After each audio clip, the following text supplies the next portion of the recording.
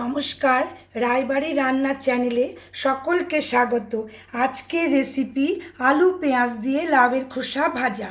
এখানে দেখুন আমি একটা লাউ নিয়েছি। লাউটা আমরা খোসা এভাবে কেটে নিয়ে তারপরে তো ভেতরটা নানা রকম রেসিপি বানাই।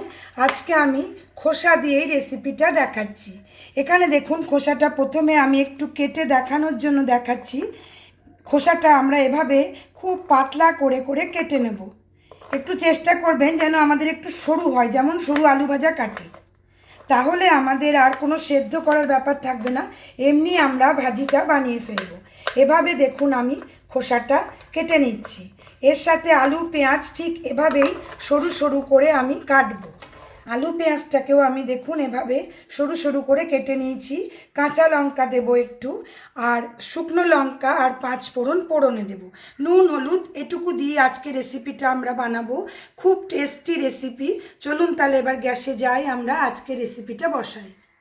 আজকে রেসিপিটা আমরা সর্ষের তেল দিয়ে বানাবো। অবশ্যই লাউয়ের খোসা যখন প্লেন ভাজবেন বা আলু পেঁয়াজ দিয়ে ভাজবেন, এভাবে সর্ষের তেলটা চেষ্টা করবেন, স্বাদটা আমাদের বাড়িয়ে দেবে। তেলটা খুব ভালো করে ধোঁয়া ওঠা গরম হোক।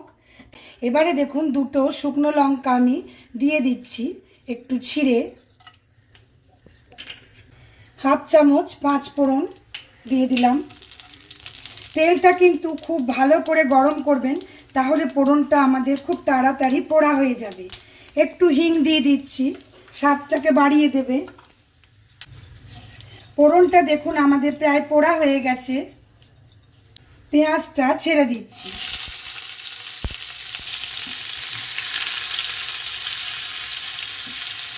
পেঁয়াজটা একটু সটে করে নিই।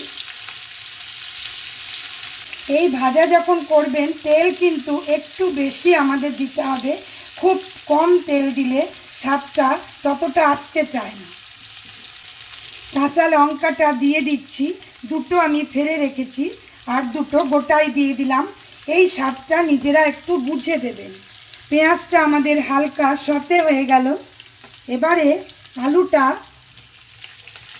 আর লাউয়ের খোসাটা আমি ছেড়ে দিচ্ছি। ভালো করে নেড়ে দিই। লাউ কিন্তু কিনে আনলে এখন আর ফেলে দেবেন না। এটা কিন্তু আমাদের টিফিন বক্সেও নেওয়া যাবে, কারণ দেখুন আমরা জলও লাগাচ্ছি না। আর কতটা টেস্টি হবে সেটা দেখলেই বুঝতে পারবেন। নুনটা স্বাদ মতো দেবেন। ছোট চামচ দিয়ে হাফ চামচ হলুদ দিচ্ছি, এরকম চামচে। একটু কাশ্মীরি লাল মির্চি দিচ্ছি শুধু কালার ধরানোর জন্য। আমরা কিন্তু কাঁচা লঙ্কা দিয়ে আজকে ঝালটা বানাবো। ফ্লেমটা আমাদের হাই আছে। একটু নাড়াচাড়া করে ভালো করে মিলিয়ে দিই। ঢাকা কিন্তু একদমই দেবেন না, খোসা যেন কোনোভাবেই গলে না যায়, কেমন, তাহলে কিন্তু লুকটা ভালো হবে না। এবারে আমরা মিডিয়াম টু হাইতে ছেড়ে দেব, আর মাঝে মাঝে নেড়ে নেড়ে যাব। এভাবেই পুরো রান্নাটা আমাদের হবে যতক্ষণ ভাজাটা না হচ্ছে। মিনিট 5 আমার হলো, শুধু মাঝে মাঝে একটু নেড়ে দিয়েছি। এখানে একটা কথা বলি, দেখুন আমি এভাবে খুব সরু করে কেটেছি বলেই কিন্তু আমার সময়টা এত কম লাগলো।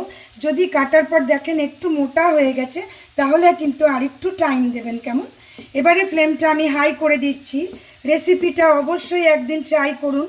যদি ভালো লাগে please like share comment and subscribe my channel.